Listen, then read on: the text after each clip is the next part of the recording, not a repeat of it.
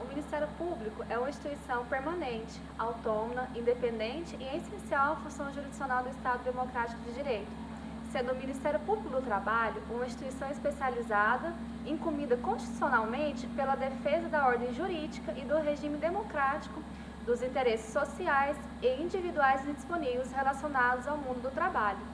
No âmbito judicial, o Ministério Público do Trabalho participa dos processos como parte, autora ou ré, ou como fiscal da lei.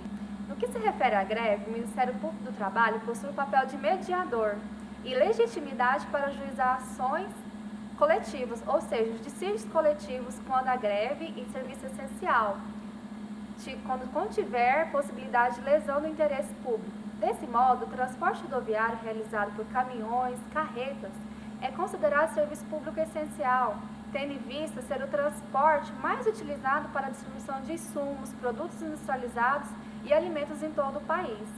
Sabemos que a deflagração de uma greve envolve questões logísticas, políticas, comerciais, fiscais e principalmente a precarização das condições de trabalho, através da supressão de direitos positivados ou a falta de aplicabilidade concreta dos direitos que continuam em vigor.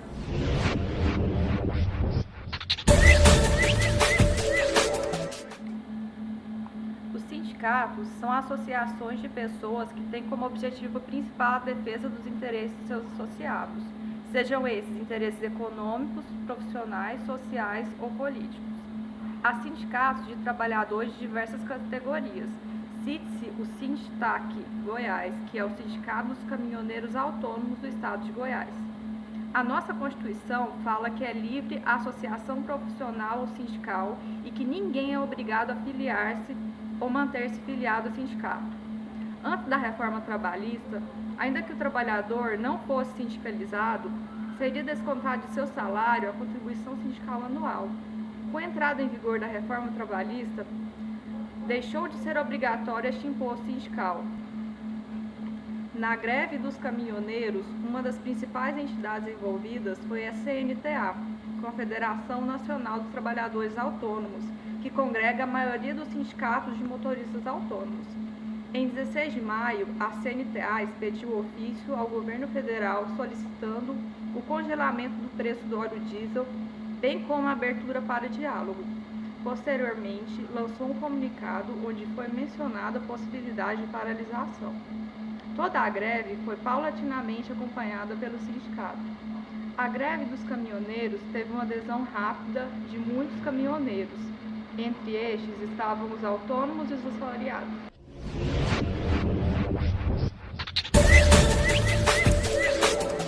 É pacífico que compete à Justiça do Trabalho, à luz do artigo 114 da Constituição Federal, processar e julgar as ações que envolvam o exercício de direito de greve, em caso de trabalhadores submetidos a regime seletista, inclusive em caso de empregados de empresas públicas e sociedades de economia mista, ainda que o movimento grevista ocorra em serviços ou atividades essenciais, e mesmo que a atividade empresarial seja resultante de concessão do serviço público, como, por exemplo, o transporte coletivo. O caput do artigo 114 da Constituição Federal estabelece, no seu inciso 2º, que a Justiça do Trabalho terá competência material para julgar as ações em geral que envolvam o exercício do direito de greve, sem fazer qualquer tipo de restrição, isto é, se a greve envolve a paralisação de uma empresa que exerce uma atividade essencial ou não. Essa norma constitucional não restringiu a competência da Justiça do Trabalho a este ou aquele tipo de conflito de interesse, que esteja subjacente ao movimento grevista. Ao contrário, deixou evidente que ela terá a competência para processar e julgar todas as pretensões decorrentes do exercício do direito de greve.